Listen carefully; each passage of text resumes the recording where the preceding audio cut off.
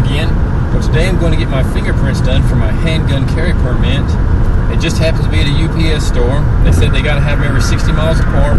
So I drove last Saturday to get it done, and I got in there excited to see what the process is going to be. And sure enough, the machine was down. That's my luck.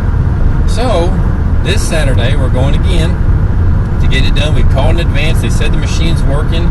They hope. That's the key word there. So hopefully it is, and I can show you the process. So come along with me. Let's get this done. Well, this is us leaving the UPS store.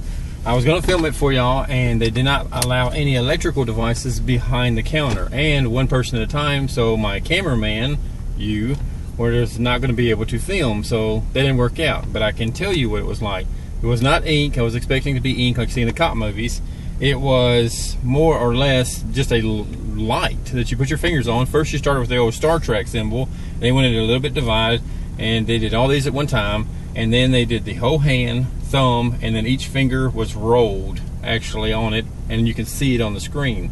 And these little pink blotches were coming up on my fingers, and I asked her, I said, what is that? She said, sometimes that's where your finger's actually sliding, or if your finger was actually sweating. I told her, I said, well, I do construction, and I know another guy that had to do this, and he had to do it 3 times because his fingers were all chewed up from doing concrete work. And same thing, they said, well, normally if that happens, they only make you come back and do it twice. You don't have to do it 3 times, and they'll take the best out of the 2 and just figure it out and not continue to inconvenience you. So that's pretty much what it was like. It sucks I did not get to show you. As soon as I walked in, I saw that sign. I was like, can I, I'm wanting to film this to show some people. They said, no, I'm sorry, you can't bring it back. So that sucks, but that's as good as I can explain it. It was extremely easy. It took me to get it done, I'm going to say a minute and a half. It was ridiculously fast, so at least I got it done. Why did I decide to go ahead and get my handgun permit after all these years of not having it? Well, I guess the way I've looked at it, the world is not getting a better place, and pretty much it's just security. You hear more and more, it seems lately, of robberies and this and that, and frankly, the older you get, you got to protect yourself, and I ain't as young as I used to be, so that's kind of the way I look at it. Not only that is the responsibility of having it for my family and defending them. I was the guy that didn't want to get it done, simply for being on that list. I don't want the government being able to track me and all that kind of thing. The government's always watching. I don't want to be that guy.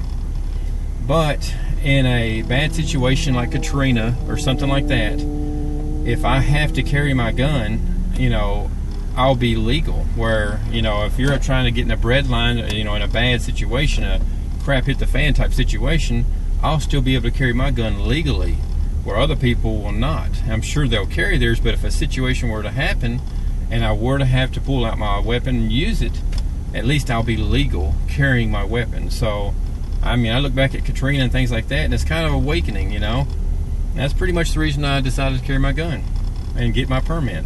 So,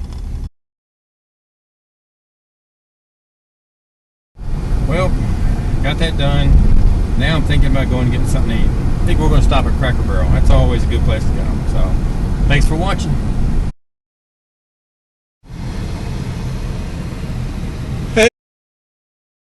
Hi again. Well, today I'm going to get my fingerprints done for my handgun carry permit. I tried to go last week. Hi again. Well, today I'm